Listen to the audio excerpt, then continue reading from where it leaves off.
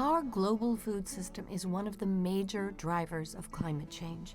In fact, reducing our own consumption of meat and dairy is the best way to reduce our personal impact on the environment. And the issue of food equity is deeply tied to the climate crisis, which disproportionately affects low-income and historically marginalized communities around the world. It's this intersection between food equity and the climate crisis that drives our work at Support and Feed. As of today, in the U.S. alone, we are in 11 U.S. cities and have partnered with over 60 local restaurants and 80 community organizations to deliver nearly 600,000 plant-based meals and pantry items, along with educational resources and programs that connect the dots between what we put on our plates, human health, and the climate crisis. We believe that along with addressing food insecurity, we can also mitigate inequity in our food systems, the health of the recipients, and the health of our planet. Working together and with this intersectional strategy, we can create profound, systems-changing impact.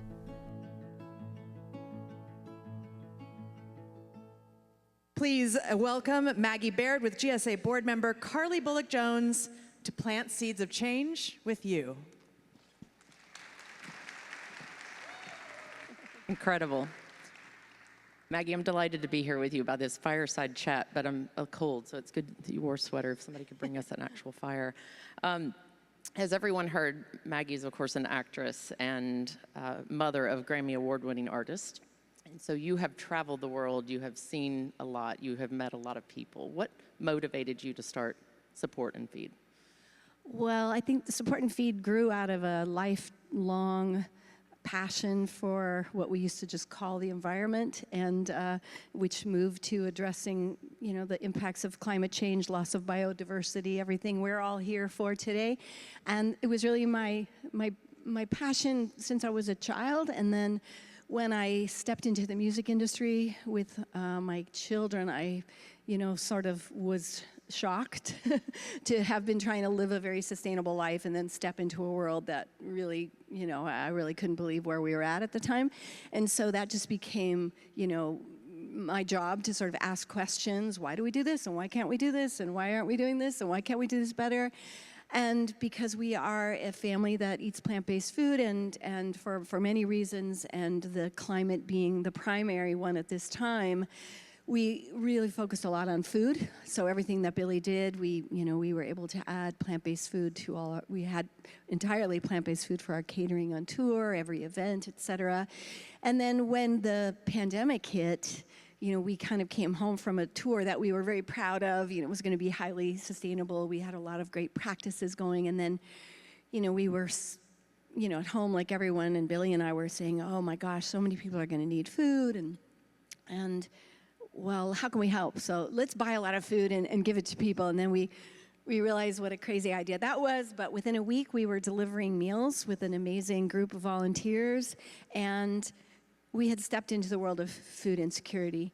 And as knowledgeable as I might have thought I was about the environment and climate crisis, et cetera, I was woefully ignorant about our food insecurity and food equity issues in this country. And what I found out almost immediately, what we realized was that organizations that feed people are generally not using that opportunity to also address human health, food equity, and the climate crisis. So we realized that we needed to plant a flag, be a full nonprofit. We started feeding more and more people and providing information and education about the health benefits of the food. We partnered with community organizations doing amazing work. We very rarely provide meals directly. We always support other community organizations. So providing them with meals for their families and their participants, and information and education about the benefits for their health. And then we grew a very, very active social media. Super lucky. We had all of Billie's fans, in the pandemic who were dying for a glimpse of her walking in the background of my Instagram live. And I always say they came for Billie and they stayed for the planet. And so we could provide on the digital level information about the climate crisis, about plant-based food, about the impact of our food systems, and we just grew a wide social network, so that has expanded, but that's how we formed our organization. Started as a crisis management, but became full-time. Yeah, because we realized we needed to not only provide something that was lacking, but try to be a cultural impact. Because, you know, we are a small organization that was entirely volunteer for a year and a half. Now we're in 11 cities established in the U.S., and we work with 60 partner restaurants, 80 organizations. We work globally. But you know, we were so small, but you think about all of the amazing, enormous organizations that feed people worldwide, and all the places like venues, arenas, stadiums that feed people.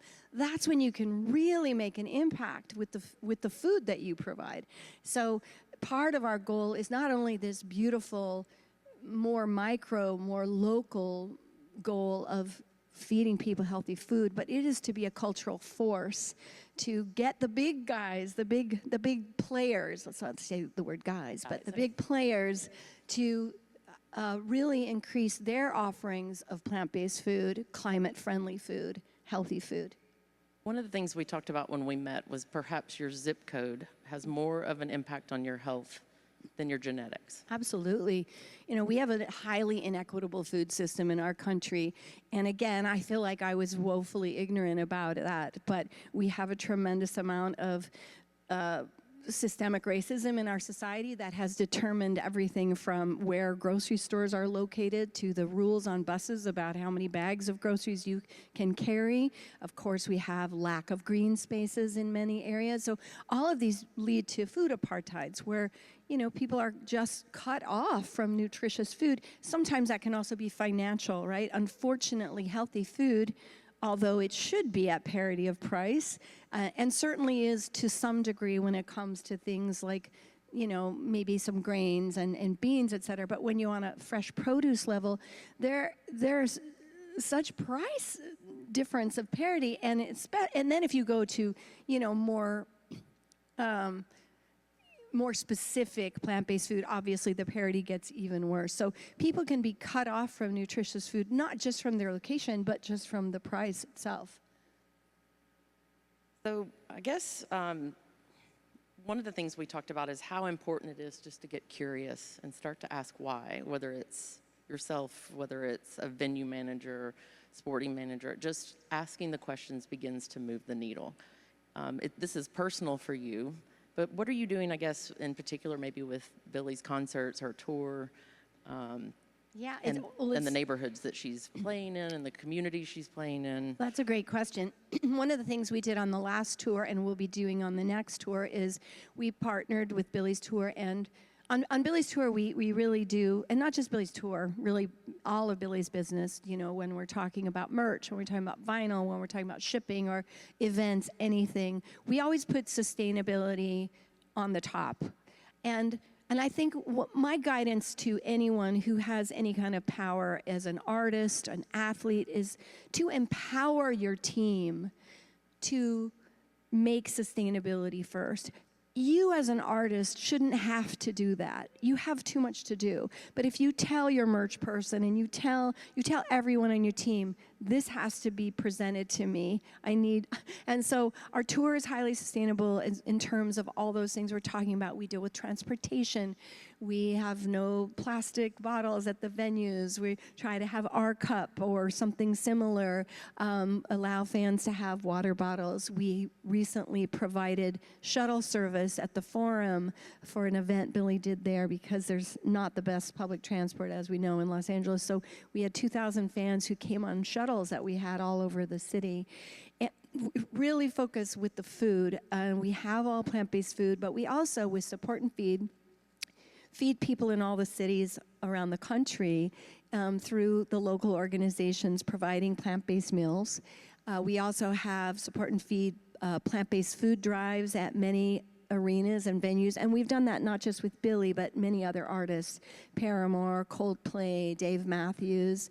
So plant-based food drives, bringing awareness to the impact that people's choices make. We also have an eco-village at all of the shows along with Reverb. It's the Reverb Eco-Village, where people can come and learn about all kinds of environmental issues, local and national. And they can meet Support and Feed, and I guess it's a great time to bring up, they can take our Support and Feed pledge. Our Support and Feed pledge, which I would love you all to take right now, is to eat at least one fully plant-based meal a day for 30 days. If 10,000 people in an arena take that, that's 7 million gallons of water saved. You can see 7 Olympic-sized swimming pools. It's highly impactful. We also have videos that play at the show informing fans about food equity, about the climate crisis, and about how what they eat impacts that. I just want to take this moment to say, I'm really happy to be here. I'm honored to be here. You know, I live for this kind of event, and I think I'm the only person talking about food.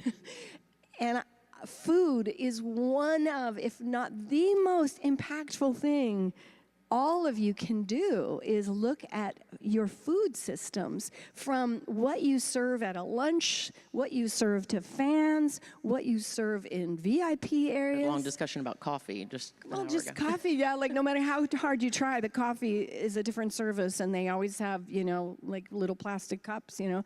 But thinking about food, and I mean, I'd love to see you all have a real food panel with experts in food services. You know, it's a massive industry you have here. Come back and moderate next year. Yes, I would love to. But, you know, this is the kind of thing we do. We talk to all the arenas that Billie's going to play. I hate to see the camera. It's shocking. We talk to all the arenas in advance. We try to have at least currently two plant-based food options that are main. In the O2 arena, we were able to get them to go fully plant-based for 6 shows, which was unbelievable. We also hosted 2 different conferences over 2 different years in London called Overheated, which is an event like this, but for fans of the artists, in this case Billie, but could be other artists, to come and hear panels on food, on fashion, on how to be an activist, how to be involved, storytelling, et cetera. So we really use that opportunity to meet fans all over the world. And education is so important, health literacy and just awareness. Along your journey, have there been any surprises or any challenges, anything that surprised you about trying to move forward with plant-based initiatives? Well, it's hard not to be discouraged, to be honest. You know, I do a lot of, you know, work with young people, Instagram, et cetera, and, you know, part of my, you know, goal is to be optimistic and hopeful. And I have some hope, but I'm discouraged because, you know, we have a lot of disinformation happening in our society, and particularly around food. And you know, we all are probably very aware of the fossil fuel industry and the power that industry has, but the animal agriculture has an equal amount of power. And the disinformation that is rampant in our society right now is quite alarming to me. So the idea that we not only have to, you know, part of the mission of Support and Feed is that we want to meet people where they are. We don't tell people what to eat. We're going to give you a beautiful, high-quality, restaurant-quality, respectful meal that we have paid a fair and equitable wage for. And we're going to give you a gentle introduction to plant-based food, because for many people, it may be the first time they've ever realized that they're eating plant-based food. And so, you know, we are careful and respectful, and we provide culturally significant food. And this has been life-changing for many of the organizations that we work with. You know, on the other hand, we have got to get the government and the big players to adapt to those changes, right? We can change hearts and minds, but if we don't see those on large scale and urgently, We don't have time to wait. We really, I've been on tour with my daughter all over the world. We've had shows canceled from extreme weather events in Mexico City that were absolutely terrifying. We've encountered shows where performers were dropping from the smell of smoke and the fires. We've had, everyone knows in the music industry there's been a death at a concert from heat. We are facing an urgent crisis. And so I guess that's the biggest thing that we all face, right? Is that on a daily level, we're trying to do all these great things, and then we're like, wow, will it be fast enough? And so I think that's our biggest hurdle is I feel like we're doing our part, and we really need that government action, that big player change to say, oh, we can have more climate-friendly food. We can have more climate-friendly transportation, et cetera. Maybe it's a good time to bring that QR code back up in case anybody didn't get a chance to scan it, because I do think this is going to be so impactful. If you're only asking for one. One plant-based meal a day. My friend always says, a peanut butter and jelly sandwich. Who doesn't like that?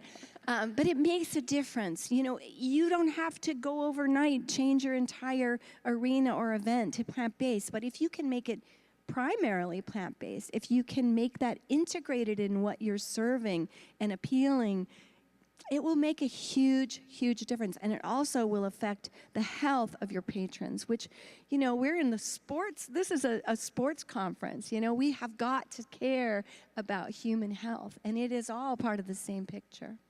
Maggie, thank you for using your voice, your platform, your leadership, and for joining us today. Thanks for having me. Please come back next year.